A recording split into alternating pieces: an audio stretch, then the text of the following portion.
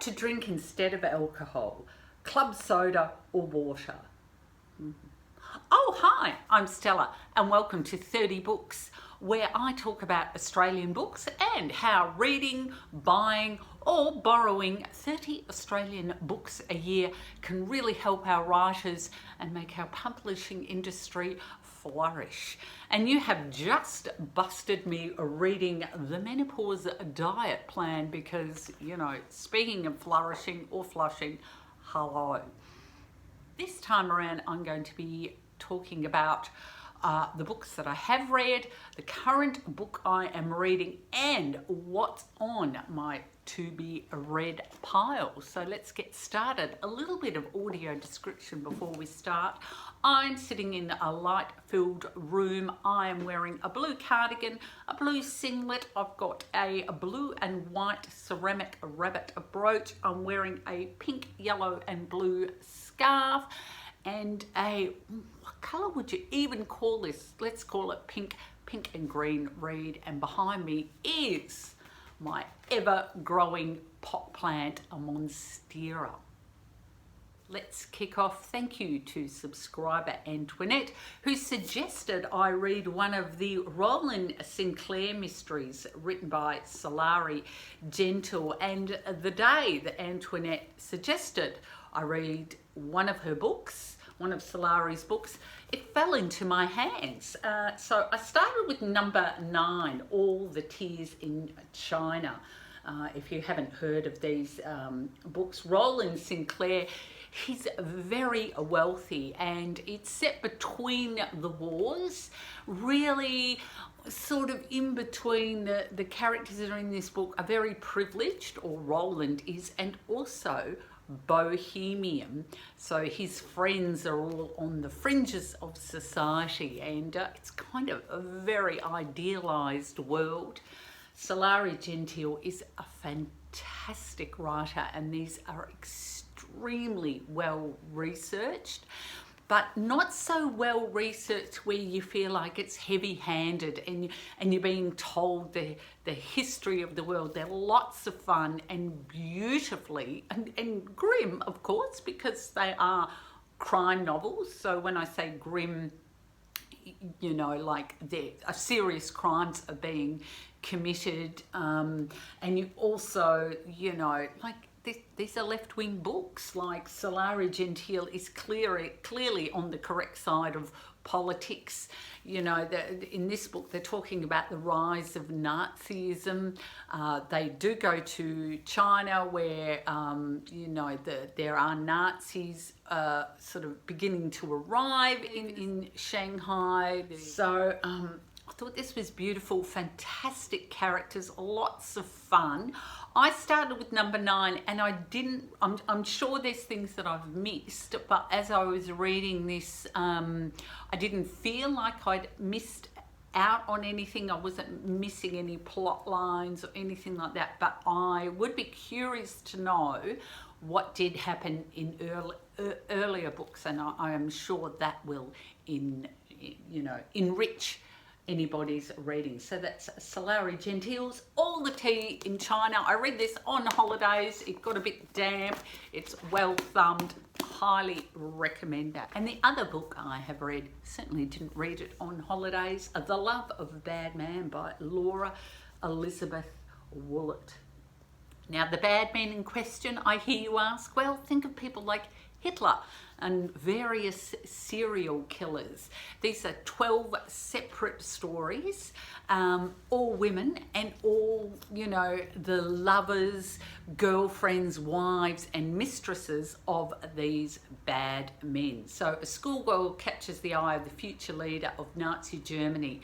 An aspiring playwright writes to a convicted serial killer seeking inspiration. A pair of childhood sweethearts reunite to commit rape and murder.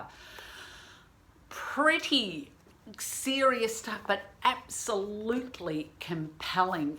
I am like Laura Elizabeth Woollett, I'm from Perth as well, and there is a Catherine Harrison who was with David Burney, and they were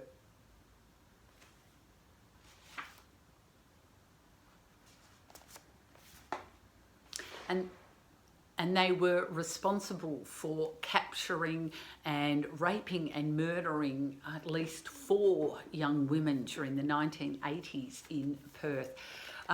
She also writes from the perspective of Myra Hindley as well, which I found fascinating. I found this whole book fascinating and strangely quite easy to read. So if this, you know, and they're really well written. Of course, they're shocking, but I mean, maybe it says something more about me. But if you're one of these people, if you're looking for a bit of a grim winter read, this book won't be for everyone, but I thought it was really compelling. So that's The Love of a Bad Man by Laura Elizabeth Woollett. Now, the other book that I have read is Kokomo by Victoria Hannan. This has been on my to be read list book. This has been on my to be read pile for well over a year, and I finally got around to it. So Mina is a young woman in London living her best life. In fact, she's just about to have sex with the man of her dreams when she gets a phone call, an urgent phone call, which causes her to not have sex with the man of her dreams, but to throw a bunch of stuff in a bag and race home to Australia after 7 years away. What? Well, you find out really early on in the beginning, and it opens with a sex scene, which I have to tell you, well, it's kind of almost a sex scene, and it's so funny and so magnificently written. That opening chapter, it really is fantastic. I did enjoy this book. I would be curious to know, again, what a younger person might think of this book. It didn't keep me riveted the whole way. I thought it was an interesting story. I thought the beginning was magnificent, but for me it didn't kind of live up to that. I think it kind of got a little bit repetitive in parts. I felt like we were hearing the same story from a different perspective, but that perspective actually wasn't sort of that interesting. I just felt like we were going over the facts. But again, as I said, I'd be curious to know what a younger person thinks of this book, and I would certainly read Victoria Hannan's follow-up book from Kokomo, and I'm sure there will be one. She won the 2019 Victorian Premier's Literary Award for an unpublished manuscript, and it's out by Hachette, and I bought my copy from Readings in Carlton for $32.99, which is $33, so you get $3 whole for this book. What am I currently reading? It's Ash Mountain by Helen Fitzgerald. Came out by Firm this year, 2021. I'm almost finished, no plot spoilers. It is fantastic. Look, it says here, haunting, thrilling, dark, funny and devastating. Now, how can it be all that and funny? It is hilarious.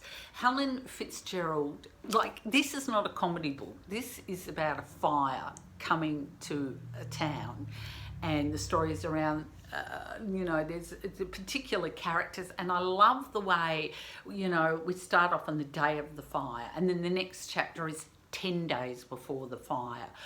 You know this devastating thing is coming, but what I love about it, which kind of reminds me a little bit about the Gus Van Sant movie Elephant, where this devastating thing is about to come, and then you get to know all of these characters. Helen Fitzgerald is a great writer. I find this book really gripping, really moving, very tender, and she's got a wicked turn of phrase. Don't tell me what happens because I don't want to know. And what is on my to be read pile? Well, coming up, these are the books that I want to read. Black and Blue, a memoir of racism and resilience by Veronica Gorry. That's out by Scribe. And so Veronica Gorry is an Aboriginal woman who is also in the police force. So Veronica Gorry grew up dauntless, full of cheek and fierce sense of justice.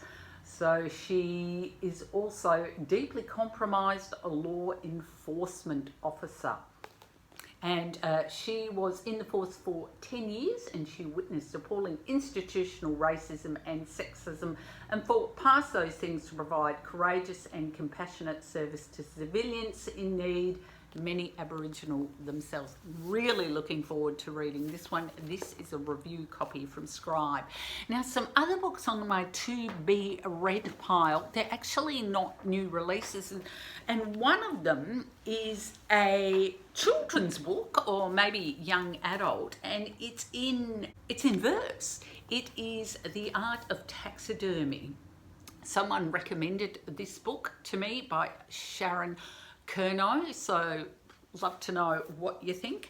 As Swallows Fly by L.P. McMahon. Actually, it's Laurie, and he's a friend of mine, and I went to his launch, and I'm sorry, Laurie, but I haven't read it yet, so that should sort of go on the top of my to-be-read pile. Friends and Dark Shapes by Kavita Bedford. This is out by text. It's good. Another book that has recently been gifted to me, and I follow Lisa Island on Instagram, and she does these great writing videos. I think she was posting on a Wednesday. This one is The Art of Friendship. We all expect our friendships from childhood to last forever, and I'm really curious to read some of her work. And we go from that type of book to something a bit darker. It must be a crime fiction. This book, it is Emma Visick, Darkness for Light, and it's a part of a series, the Caleb Zalek thriller. Love to know what you think of that. So I've never read any of her work. Another book is, I found this one, Secondhand, Lost and Found by Brooke Davis. And I actually found this book in Belbray, where she is from. And I'm not sure if she still lives there, but she is, yes, I'm pretty sure she does. Anyway, she's a local writer from that area. So when I saw it, I thought, I better buy it. That's a Lost and Found. Now this is, I gotta say, this, I am determined to, two subjects close to my heart. I love radio. This is, and I love non-fiction. This is Radio Girl by David Dufty. The story of extraordinary Mrs. Mac, pioneering engineer and wartime legend. Smart girl from a poor mining town who loved to play with her father's tool, she became an electrical engineer and a pioneer of radio and successful businesswoman. And she trained women during the war in Morse code. And this book came out last year in 2020. So what do you think I should bump up to the top of my to-be-read pile after I have finished the fantastic Ash Mountain? And what do you like to do when you've read this really riveting kind of crime, realistic drama? Actually, I don't think I'd call Ash Mountain a crime book. I don't know. Helen, that's over to you. You tell me what to call it. So do you like to then read something completely opposite, or do you like to go in the same vein, or do you have a bit of a break? So this is my to-be-read pile, and this is what I have read and what I am reading, along with the menopause diet plan. Thanks for watching the video. Don't forget to like, comment, share my video, share the love.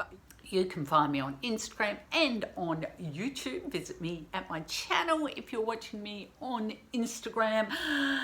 And I'm having a hot flush, and I'll see you next time on 30 Books.